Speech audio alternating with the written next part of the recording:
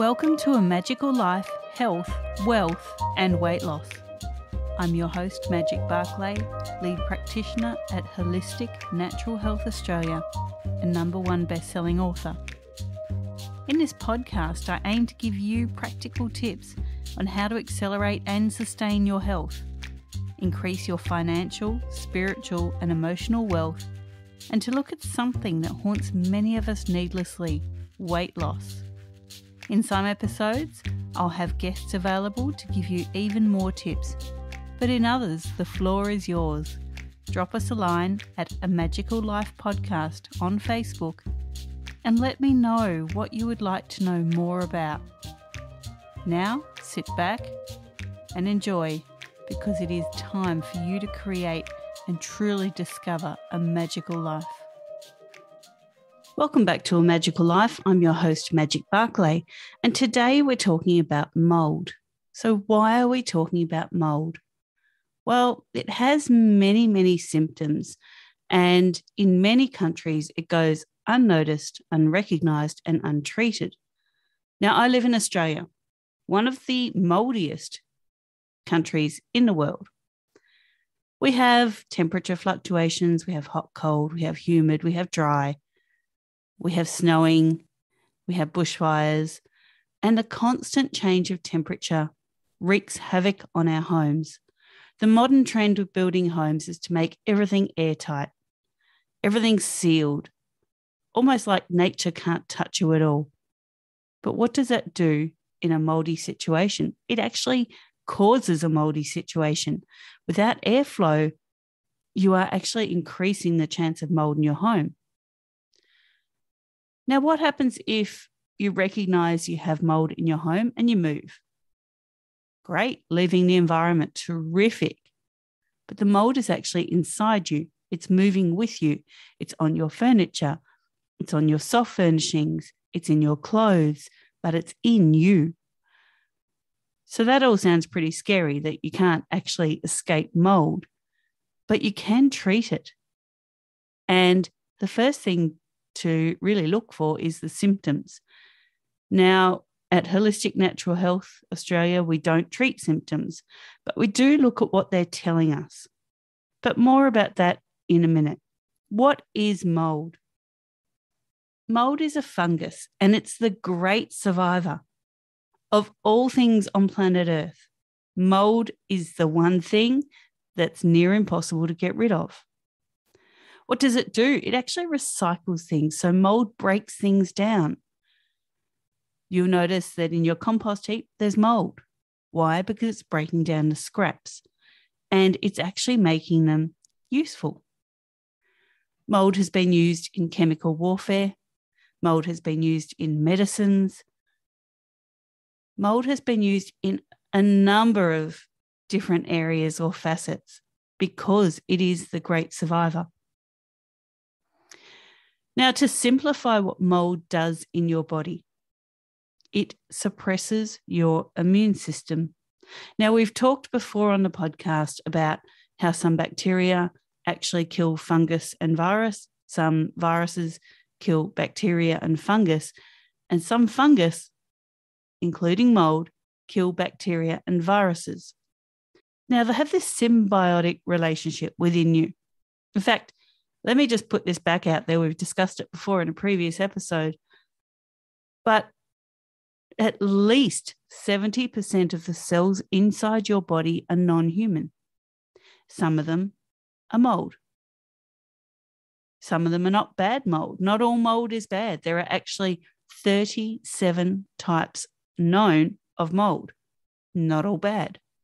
The one that we think of when we're talking about mold is black mold. And yes, that is a nasty one. But not all molds are bad. So how do you know if mold toxicity is an issue for you? Now, I'm going to jump around here a bit to give you the full picture. If you've got weight that you just can't drop, no matter what you've tried. If you just can't seem to get well, you've done everything you can. You've worked with someone integratively with functional medicine, or you've seen your doctor and, just something keeps coming back. Could be mold. You could have multiple chemical sensitivities. You don't think much of it. You walk through the perfume aisle of the department store and just start sneezing. Someone walks past you with aftershave on and you're sneezing and your eyes are watering, or you get a headache. You could have immune suppression.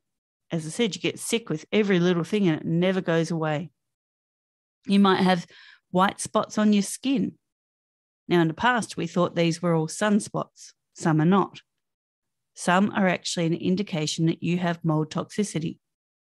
You might have a bad histamine response to things. So you eat a certain thing and all of a sudden you are bright red, burning hot. But that thing didn't affect you a few years ago.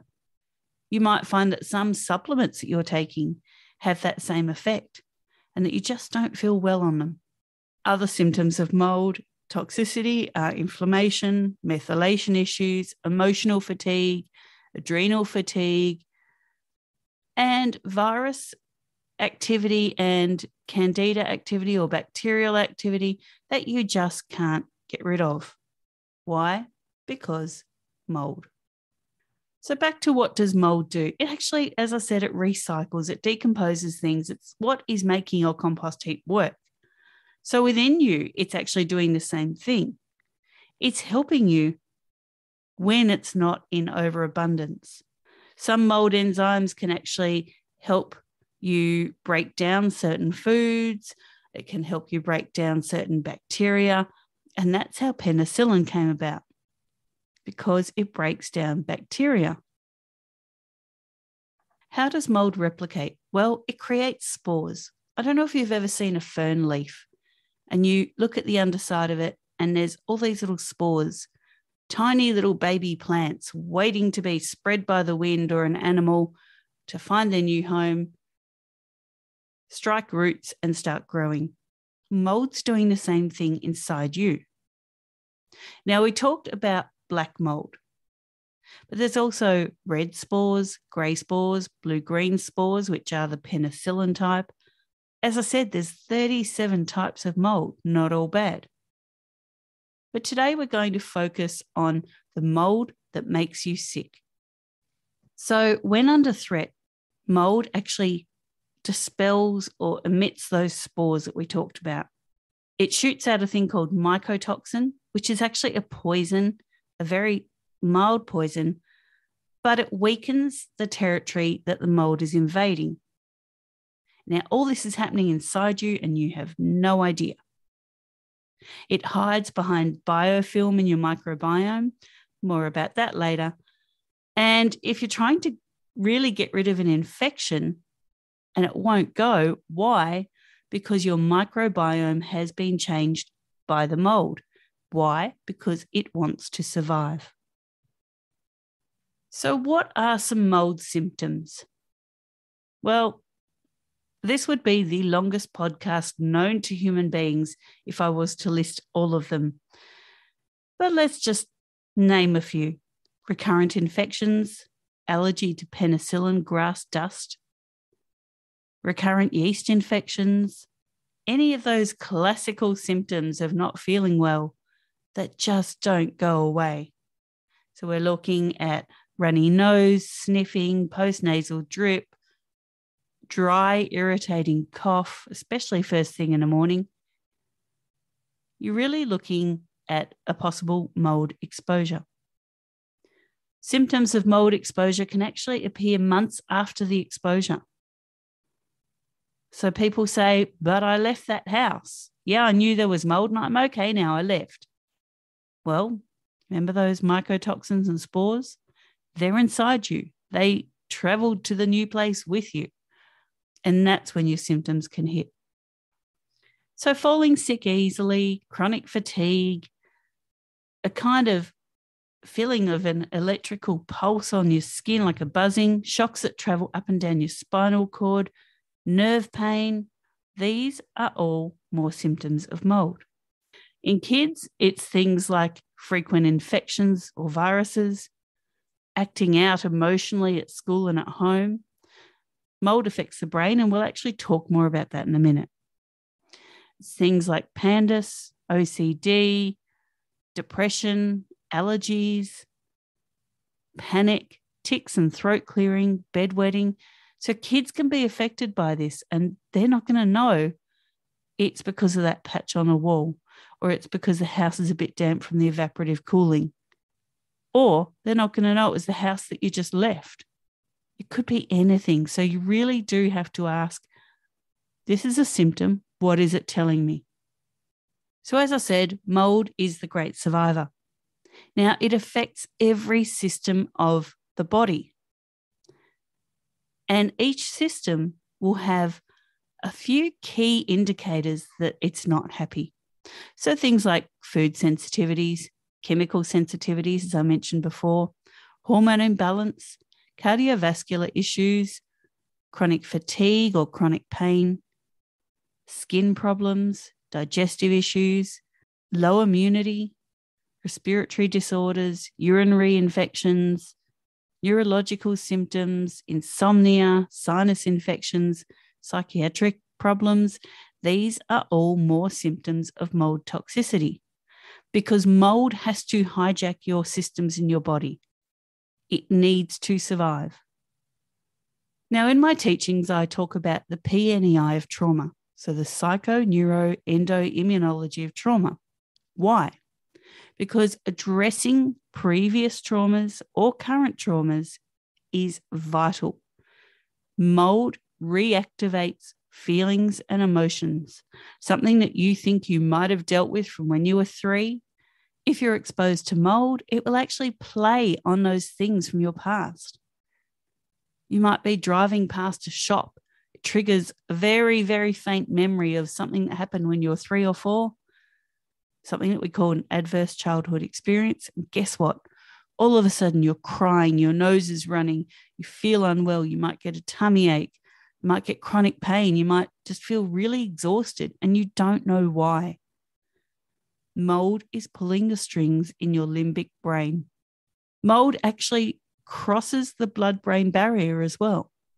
So it is such a fine spore that it can travel anywhere in your body, affect any system of the body.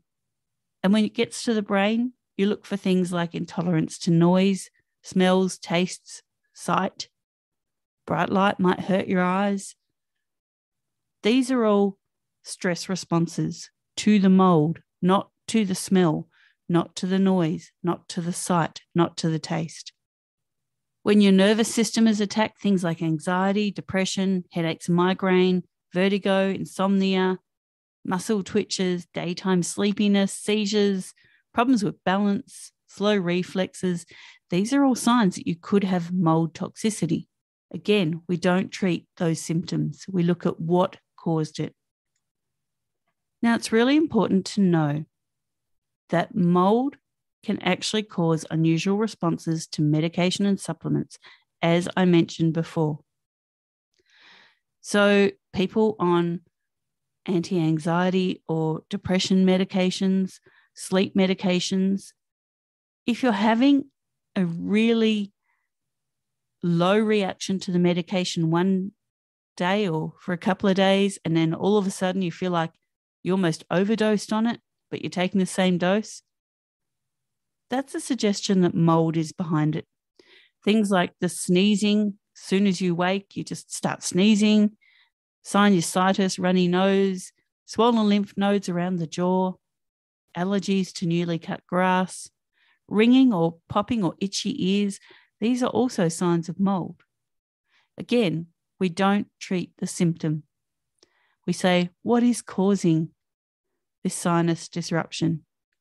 Itchy, dry, irritated eyes, blurred vision, rubbing your eyes in the morning, having lots of debris, the feeling of burning eyes, more symptoms.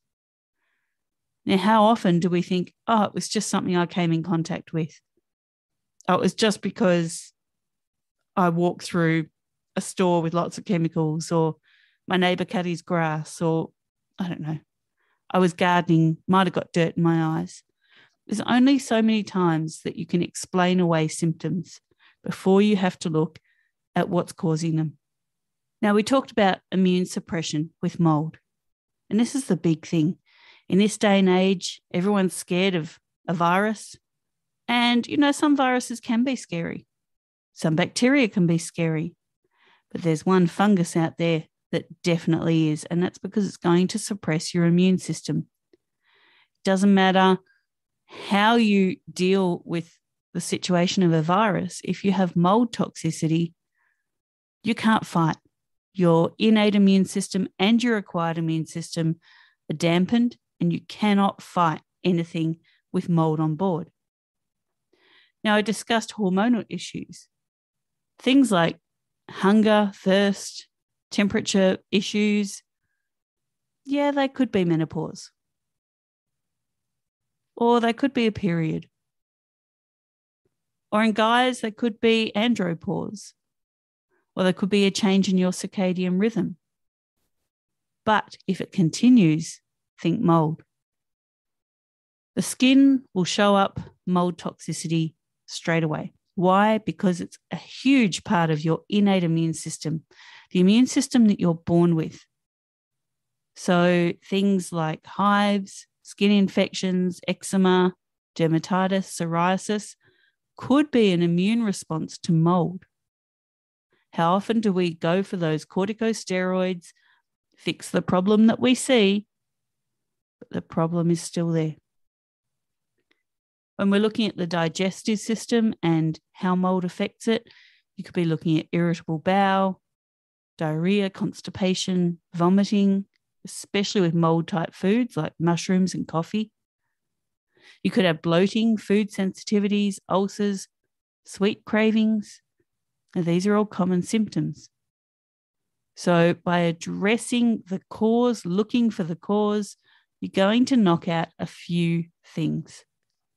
When it comes to the circulatory system, we're looking at things like spider and varicose veins. Now, that's a liver problem, but the liver is your filtration system. The liver is trying to get rid of mold spores.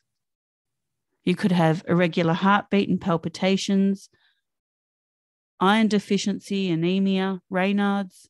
These could all be indications of mold toxicity. When it comes to the urinary system or excretory system, you're looking at blood and urine, kidney inflammation, frequent urination. These could all be a mold situation. With your reproductive system, you're looking at infertility, menstrual issues, recurrent thrush infections. Now, thrush is candida, which is a fungus. So if mold is on board and it's suppressing the immune system, you can't fight other fungi. With respiratory issues, it could be wheezing, a cough, especially that chronic dry cough. Could be asthma, could be sensitivity to smells, colds that linger or go to the lungs easily. And the biggest indicator of mold toxicity is that toxic breath that just won't go away. You brush your teeth, you use a mouthwash, you do everything you can, and your breath just is a bit rancid. That is those mycotoxins. That is mold signaling that it is decomposing something inside you. And many people have mold allergies, as I said, penicillin. Most allergies to penicillin do not start in childhood. Or if they do, you ask, where were you living at the time? What was the house like?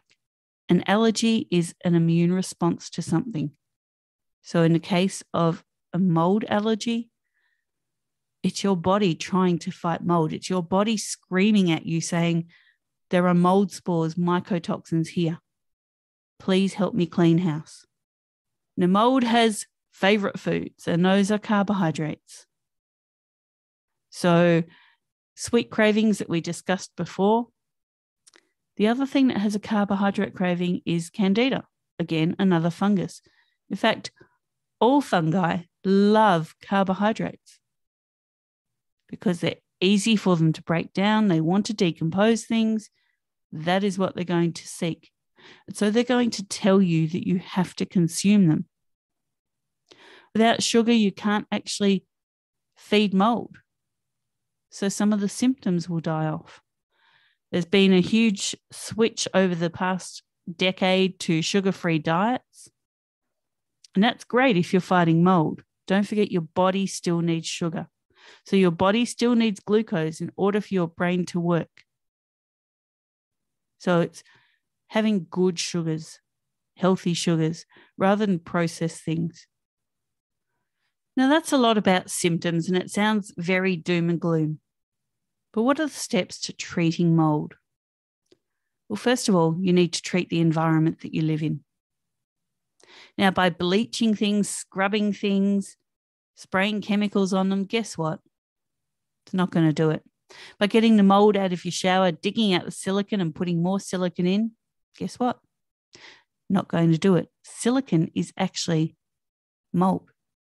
There are ways that you can efficiently treat the home. And for more information, send us a message at holisticnaturalhealth.com.au. That's holistic with a W. We can help you with that. You need to treat the environment. Then you need to treat inside you, so the internal environment. Again, we're not chasing these symptoms. We are looking at what is the cause. Is it mold? Has it triggered the 13 systems of the body, including the limbic system or emotional system? And how is it triggering those systems? What issues are you facing that you just can't seem to sort out? Once we take mold out of the equation, we support the immune system in the right way, and we treat the internal and external environment, you can live a very happy life mold-free. Now, I know this session was very information heavy, but it's something I really wanted to say. My family and I lived in a home for 2 years with mold, visible mold. Prior to that, we lived in a home where every time it rained, water would come through the ceiling, through the lights. And I didn't think about mold. I couldn't see it. So we nearly had, 7 years of mold exposure. And it was in the second home with the visible mold that our symptoms started being fully recognizable, things that we couldn't explain away. And I would hate to think that your family go through what my family did unnecessarily.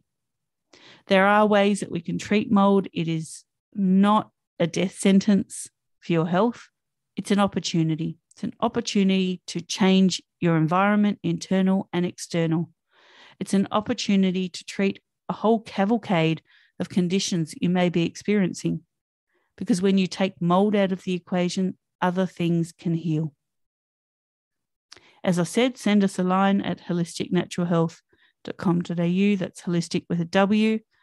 And we can discuss exactly how to get rid of the mold that's in your life. This was your episode 83. In 84, we're talking a little bit politically. We're going to talk about segregation and why segregation is dangerous. For now, thanks for listening. Go forth and create your magical life. Thanks for listening today. Please subscribe to hear future episodes, leave a review, and share this podcast. You can follow us on Facebook at A Magical Life Podcast or at Holistic Natural Health Australia. That's holistic with a W. You can find us on Instagram at Holistic Natural Health or at www.holisticnaturalhealth.com.au. That's where you'll access all sorts of articles, freebies, and more.